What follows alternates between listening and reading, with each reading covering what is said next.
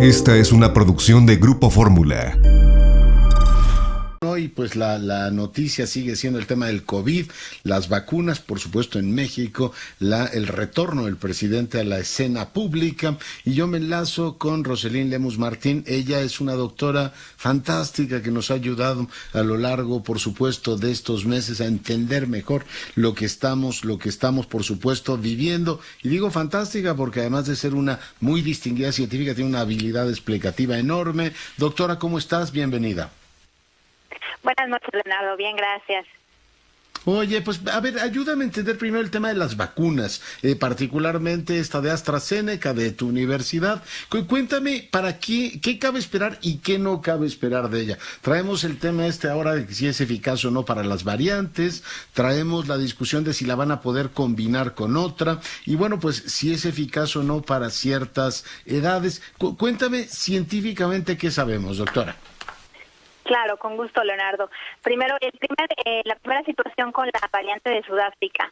Sí, hay mucha confusión al respecto sobre la eficacia. De hecho, se registró una eficacia de bajo del 30%, lo cual estadísticamente, no fue evaluado correctamente. ¿Por qué se dio ese resultado? Fue precisamente porque la muestra clínica fue muy pequeña. Fueron menos de 2,000 participantes los que fueron reclutados, y la mayoría de los participantes eran jóvenes y eran saludables. Entonces, no se evaluó correctamente la eficacia contra la enfermedad severa.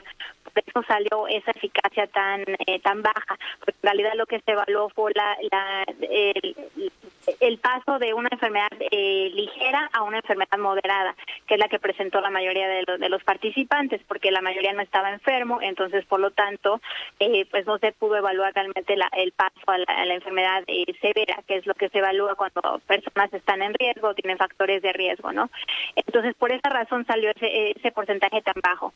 Y lo que decidió Sudáfrica, fue ponerlo ahora en pausa para la distribución. No se va a distribuir esa vacuna en Sudáfrica, y se están esperando datos ya como tal, evaluarlo ya en personas de riesgo y tener datos ya de la eficacia de la enfermedad severa, para protección contra enfermedad severa. Entonces, una vez que se tengan esos resultados, se retomará de nuevo la distribución.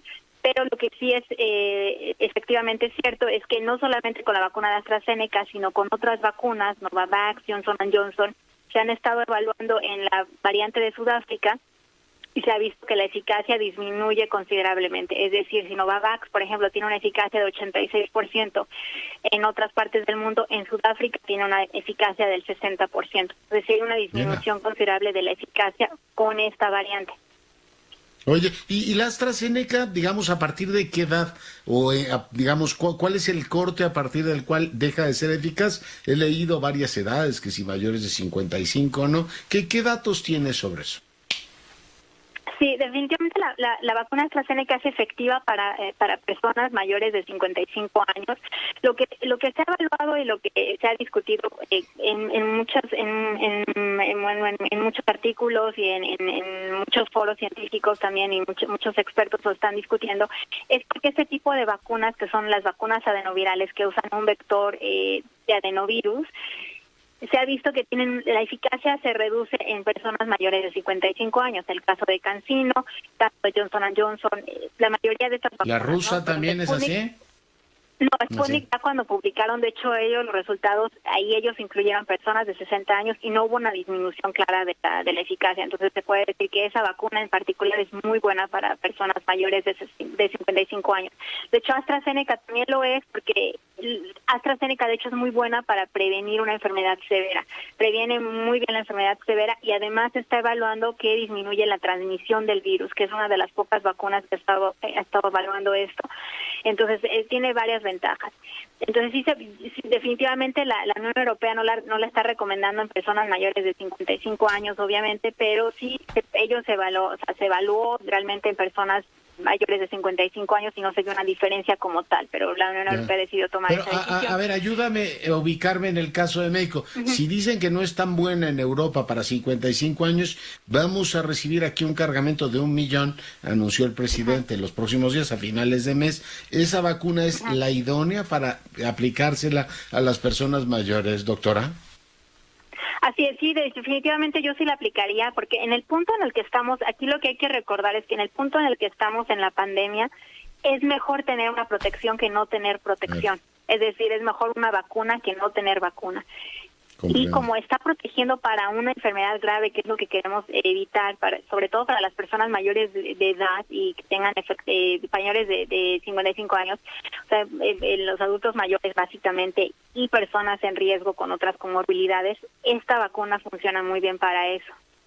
Ya. Oye, sobre la de Pfizer, esta mañana tempranito hablaba con uno de los responsables del proceso de vacunación en Israel y me decía que efectivamente ellos han notado que la segunda aplicación pues es muy útil, ¿no? Es decir, obviamente con la primera quedas parcialmente cubierto, pero la segunda es muy útil. El tema es cuánto tiempo tiene que transcurrir, o déjame decirlo de otra manera, doctora, ¿hasta cuánto tiempo puede transcurrir antes de que te pongan la segunda dosis sin que se pierda el efecto de la primera? Porque nos habían dicho que un mes, después que se podía ampliar porque no llegaban las vacunas.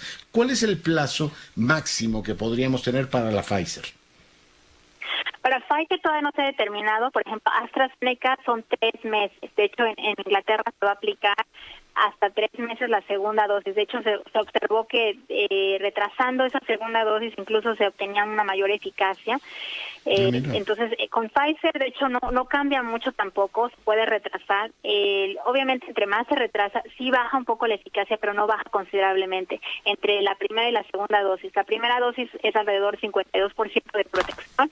La segunda dosis, obviamente, ya otorga hasta el 95% de protección, pero si se retrasa esa segunda dosis, no va a cambiar considerablemente a bajarla hasta un 50% o casi igual que la primera dosis. Entonces, por eso no es tan importante tanto se retrasa. Claro que Pfizer sí lo ha indicado que se tiene que seguir bajo su protocolo, porque bajo su protocolo es como se estudió la vacuna como tal, clínicamente. Entonces, por eso pero están estudiando ahora la combinación, ¿no?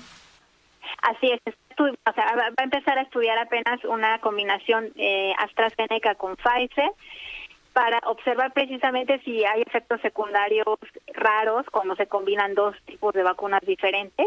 Básicamente va a ser para eso el estudio clínico, más que para evaluar la eficacia, porque la eficacia no importa mucho si combinándolas hay mayor eficacia, porque no va a ser el caso, pero es básicamente para ver si hay algún efecto secundario raro que se presente, sobre todo en personas adultos mayores, que están en mayor riesgo si presentan algún efecto secundario raro cuando se combinan las dos vacunas.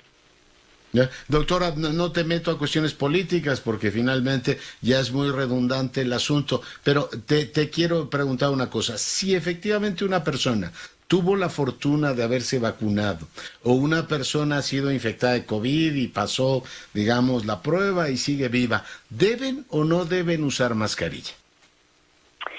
Se recomienda que sí se debe de usar cubrebocas, sobre todo por peligro a una reinfección, porque todavía no se ha determinado exactamente cuánto tiempo de inmunidad natural tenemos, ¿no? Es decir, si yo me contagio con el virus y ya me enfermé, todavía no se ha determinado cuántos meses de protección tengo por mi inmunidad natural, alguien sin vacuna todavía, pero con inmunidad natural, para una reinfección, ¿no? Y sobre todo ahora se está observando que con las nuevas variantes hay más peligro de reinfección. De hecho, con la variante de Sudáfrica, que tiene esa mutación, que de hecho se observó en la variante que se detectó en Jalisco, que ya está en México, esa mutación en particular evade el efecto de los anticuerpos. Entonces, sí hay más peligro de una reinfección. Si antes, por ejemplo, podíamos estar protegidos, digamos, unos 6 meses, con esta nueva variante podemos infectarnos en mucho menor tiempo. Por eso se recomienda usar cubrebocas para un peligro, sobre todo para no reinfectarnos.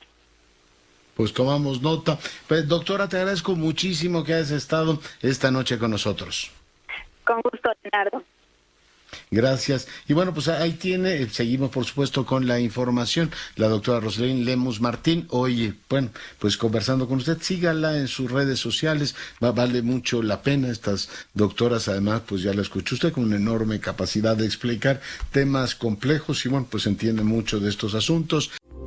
Esta fue una producción de Grupo Fórmula.